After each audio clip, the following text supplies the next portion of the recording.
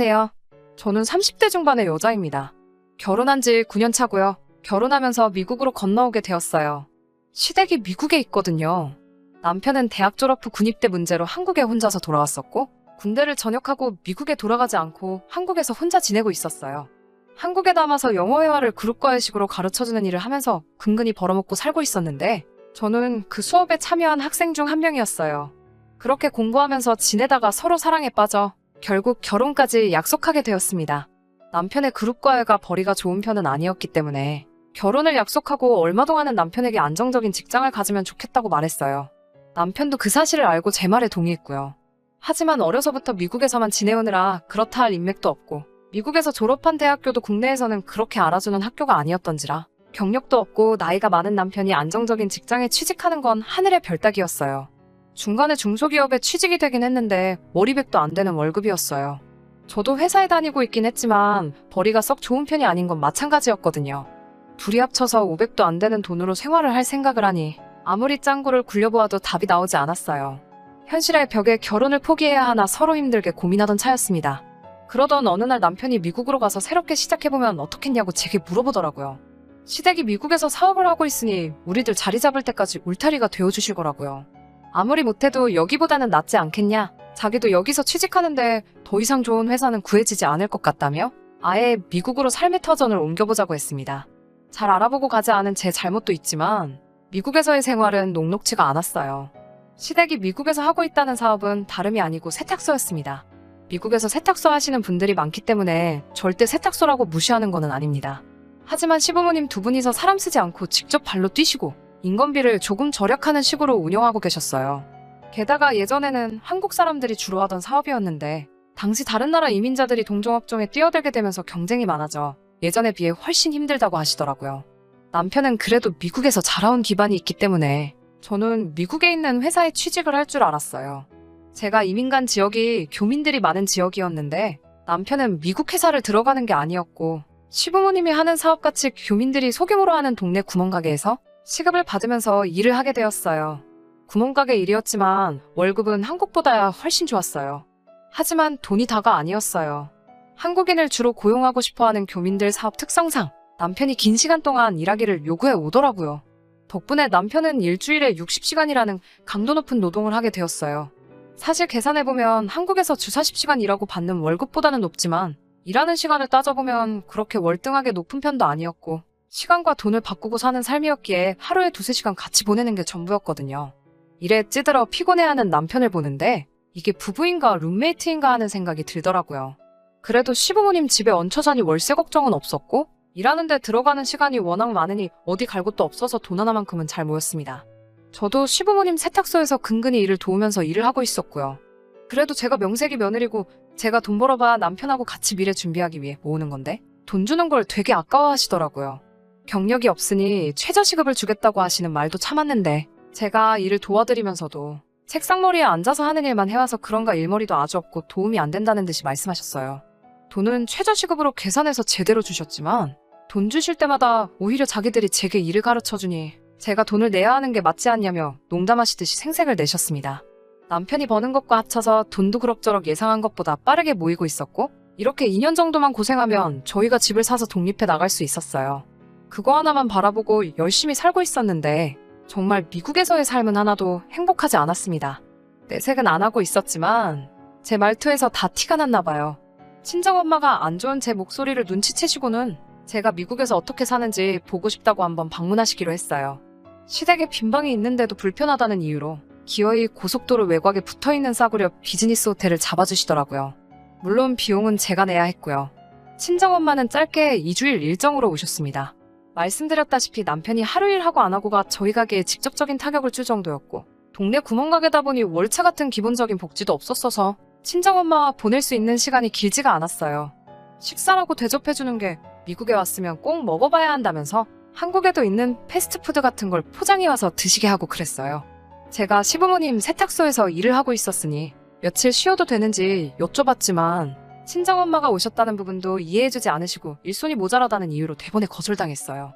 운전도 할 줄 모르시는 친정엄마는 그 고속도로 외곽 호텔에서 대낮에는 감옥살이를 하셨어야 했고, 그나마도 제가 쉬는 날에도 차가 없으니 어디 다니지도 못해서 친정엄마도 제가 받는 대우에 화가 많이 나신 상태였어요. 하루는 미국 음식이 입에 안 맞으셨는지 한국 음식 먹을 만한 데가 없냐고 하셔서 근처에 있는 한국 식당에서 식사를 했어요. 친정엄마는 한술 뜨자마자 교민들은 이런 거 먹고 사는 거냐며 혀를 차시더라고요. 교민들이 많은 지역이라서 한국 식당이 그나마 많은 편이었는데 몇 군데 더 다녀보시고는 여기서 음식 장사하면 돈을 얼마나 버는지 물어보시더라고요. 친정엄마가 지방이지만 그래도 방송에도 몇 번 소개된 지역 맛집을 하고 계셨거든요. 여기서 엄마 음식 팔면 아주 대박이 나겠다는 생각을 하셨나봐요. 그래도 한국 음식 장사하시는 분들 보니까 집도 비싼 곳에 살고 차도 좋은 거 끌고 다니는 걸 보니 어느 정도 벌지 않겠냐는 말을 했더니 친정엄마가 그럼 여기서 장사 한번 해보지 않겠냐고 먼저 물어보셨어요. 친정엄마는 귀국하시고 얼마 되지 않아서 바리바리 짐을 싸들고 미국으로 다시 오셨습니다. 캐리어 하나는 엄마가 한국에서 특별히 공수해온 고춧가루가 가득 차 있었어요. 마침 운 좋게 시댁이 운영하는 세탁소 근처에 위치한 중국 식당이 문을 닫게 되면서 그 자리를 싸게 들어갈 수 있어서 오픈하는데 시설 비용을 많이 절감할 수 있었어요. 제가 모아온 돈으로는 턱도 없었지만 친정엄마가 한국에서 돈을 끌어오셔서 가게를 오픈할 수 있었습니다. 가게 오픈할 때가 되니 친정엄마는 체류기간이 다 되어서 한국에 돌아가셔야 했어요. 음식에 꼭 들어가야 하는 비법 양념을 한가득 만들어주시고 떠나셨어요. 한국에서 공수해온 고춧가루가 필수였고 그 외의 재료들은 친정엄마가 하나하나 맛을 보고 연구해가면서 현지화를 시켜놓았습니다. 시가에서는 세탁소 일손도 없어 죽겠는데 무슨 식당을 한다며 불편함을 감추지 않았지만 친정엄마가 돈까지 들고 와서 가게를 오픈해버리니 딱히 반대를 하지 못했습니다. 결과는 대성공이었습니다. 오픈한 지 6개월이 채 지나지 않아서 교민들 사이에서 입소문을 타기 시작했고 그때쯤 불어오던 한류 열풍에 힘입어서 외국인 손님들까지도 유치할 수 있었어요. 그때쯤부터 저 혼자로는 도무지 감당이 안 돼서 남편이 하던 일을 그만두고 같이 일을 시작했고요. 시가와 알고 지내는 교민 중에 지역 유지이신 분이 있는데 투자 형식으로 1호점을 더 좋은 위치에 오픈해 주신다는 제의도 해주셨고 교민이 많이 사는 다른 지역에도 2호점을 내면 어떻겠냐는 제의까지 해오셨습니다. 2호점까지는 아직 여력이 없다고 거절하기는 했는데 언제든지 생각이 바뀌면 알려달라고 하셨습니다. 지역신문에도 소개되고 입소문을 타면서 장사는 완전히 자리를 잡았어요. 그때쯤부터 돈도 엄청 벌리게 되었고 저는 식당 일에는 큰 뜻이 없었기 때문에 미국에서 주류사회에 들어가지는 못하더라도 미국 살면서 남편이 식당을 하더라도 저는 번듯한 직장을 가지면 좋겠다는 생각에 늦게나마 대학교에 입학해서 회계사 공부를 시작했습니다.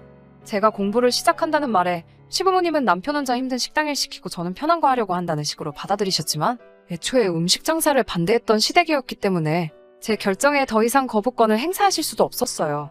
그때쯤 집은 구하지 못했지만 새로 옮긴 가게 근처에 월세방을 구하게 되면서 시댁으로부터 독립도 하게 되었고요. 제가 공부하는 동안 친정엄마는 6개월에 한 번씩 미국에 오셔서 돈 한 푼 받지 않으시고 장사를 도와주시고 한국에서 택배로 이런저런 재료들 다 공수해 오셔서 6개월치 장사할 비법 양념을 만들어두고 떠나시고 했습니다. 그런데 이게 화근이 되었어요. 장사 4년 해오면서 친정엄마가 빌려주신 돈은 다 갚은 지 오래였지만 양념 사용비 및 용돈 명목으로 친정에 매달 200씩을 보내드리고 있었습니다. 시댁에는 그 반 정도를 드리고 있었어요. 그래도 1년에 2번은 오셔서 3개월씩 총 6개월을 돈 한 푼 받지 않으시고 장사 도와주시고 가는 데다가 음식 맛이 사실 엄마가 만든 비법 양념에서 나오는 거였기 때문에 달에 200씩 드리는 게 저는 절대 많다고 생각하지 않았거든요. 양가에 그렇게 드리는 돈의 제학비까지 제외하더라도 돈을 엄청나게 잘 벌고 있는 상황이었기도 하고요. 그런데 남편은 식당 운영하면서 그게 그렇게 불만이었나 봐요. 사실상 저는 공부를 시작하면서 가게 운영에 손을 떼왔고 식당을 이만큼까지 키워놓은 건 남편 공이 컸기 때문에 사업을 더 키워보려는 남편의 입장도 이해가 갔습니다. 이제 2호점을 내도 될 정도로 여력이 생겼고 지역마트에서도 밀키트 형식으로 제품을 만들어 보겠냐는 제의가 들어왔는데 장모님이 만들어주는 양념 가지고는 이제 6개월도 버티지 못한다고? 왜 비법 양념을 친정엄마가 우리에게 전수를 해주시지 않는 거냐는 거였어요. 하지만 저는 이유를 알고 있었어요. 엄마가 왜 그걸 전수해주지 않는 이유는 간단했어요.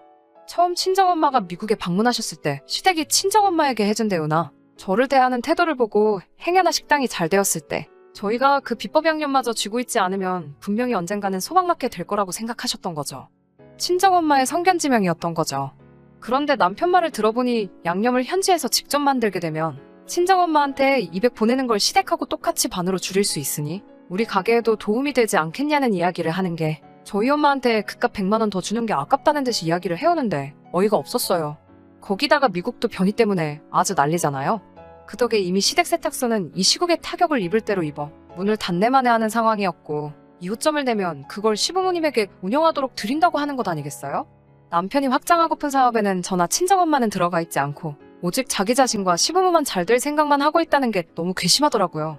우리 두 부부가 같이 이뤄낸 성공이라고 생각하지 않고 자기가 잘나서 잘했다는 듯이 말하는데 정말 있는 정마저 전부 떨어지는 것 같았어요. 그때쯤부터 친정엄마의 비법 양념을 가지고 정말 엄청나게 싸웠어요. 여유가 없더라고 줄건 줘야 하는 게 맞고 여기까지 올 수 있었던 게 누구 덕인 줄 아냐고 화를 내면 남편은 그게 왜 장모님 덕이냐고 자기가 다 열심히 해서 이만큼 장사를 키운 게 아니냐며 화를 냈어요. 장모님이 그까짓 양념 가지고 치사하게 구니까 시골 동네 식당에서 벗어나질 못하고 계신다는 막말을 하는 걸 들으니 더 이상 이 사람하고 말해봐야 해결이 나질 않을 것 같아서 시부모님을 자리에 불렀습니다. 그래도 같은 어른이니 시부모님이 이 상황에 제대로 된 판단을 내려 남편에게 한 소리 해주실 줄 알았는데 그 와중에 시부모님은 내 아들 솔직히 저 아니었어도 사업하는 재주가 있어서 여기서 뭐라도 한 자리 했을 거라고 저를 나무라시는데 그때 저는 이 생활을 포기해야겠다는 생각을 했습니다. 이렇게 무일푼으로 미국에서 시작해서 해드릴 수 있는 게 많아졌는데 그 과정에 저의 공은 하나도 없고 오직 남편이 잘해서 그런 거라 일관하시는 모습과 제가 번듯한 직장을 가져보려 노력하는 걸 허파의 바람이 들어서 아들이 힘들게 번 돈을 쓸데없는 곳에 축내고 있다는 듯이 생각하는 집안과는 더 이상 같이 갈 수 없다는 생각이 들었어요. 저도 공부가 끝나서 미국 회계사 자격증을 취득한 상태였고 저 혼자서도 살아갈 수 있을 거라는 확신이 들었어요. 남편에게는 마지막 기회라는 생각으로 다시 한번 물어봤습니다. 이웃점을 시작하게 된다면 시부모님이 운영하게 할 생각 없고 제가 직접 운영할 것이고 사업이 확장되는 만큼 친정엄마에게 양념 사용료 명목으로 돈을 더 드려야겠다고요. 2호점이 잘 되는 만큼 시댁에는 용돈을 더 드리는 식으로 하는 게 맞지 않겠냐고 이야기했습니다. 남편은 저에게 끝까지 이렇게 이기적일 수 있냐고 대본의 화를 내더군요. 그깟 양념 하나 가지고 유세 떨지 말라고 하면서 식탁을 주먹으로 내려치더라고요. 그때 결정했어요. 그때 주먹으로 내려친 식탁이 다음에는 제가 될 수도 있다는 생각이 들었거든요. 남편에게 여태까지 최저시급 받으면서 시부모님 가게에서 일한 것, 친정엄마 처음 오셨을 때 호텔도 아니고 고속도로 외곽에 있는 사구려 숙박시설에서 감옥살이 시킨 것들 빠짐없이 다 이야기하면서 저도 참을 만큼 참아왔다고 은혜를 갚아도 모자랄 판에 그깟 돈 몇 푼 주는 게 아까워서 개고픈 무는 꼬라지를 보니 이제 우리는 다 끝난 것 같다고 이혼하자고 말했습니다. 남편은 식당의 성공이 마치 자기가 이룩해낸 성공인 것 마냥 거기에 취해 있더라고요. 알겠다고 이혼해준다고 하지만 식당은 자기가 키운 거나 마찬가지니 위자료 한 푼 받아갈 생각하지 말라고 했어요.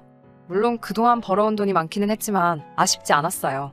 저도 그만큼 공부하면서 학비로 들어간 돈도 있고 저도 한국에서 새로 시작할 준비가 되어 있었거든요. 남편과는 이혼 후에 한국으로 돌아온 지 벌써 6개월이 되었습니다. 저는 외국계 회계사무실에 취직하게 돼서 연봉 6천을 받으면서 일을 시작하게 되었어요. 미국에서 알고 지내던 친구와 근근히 연락하면서 지내는데 벌써부터 식당이 삐그덕거린다는 재밌는 사실을 알려주더라고요. 음식 맛이 변했다고 교민 손님들이 하나둘 빠지기 시작하더니 요즘은 아주 파리를 날리고 있다고요. 그나마 있는 손님도 한국 음식 맛을 잘 모르는 외국인 손님밖에 없고 소식을 모르는 교민 손님들은 음식 맛이 변했다고 컴플레인을 한다고 하더라고요. 조만간 열 곳 갔던 2호점 이야기도 물어봤는데 아마 음식 맛이 달라진 이유로 그것도 백지화되었다는 소문이 있다고 합니다. 속은 아주 꼬시고 시원하지만 가끔은 제가 너무했나 후회가 되기도 해요.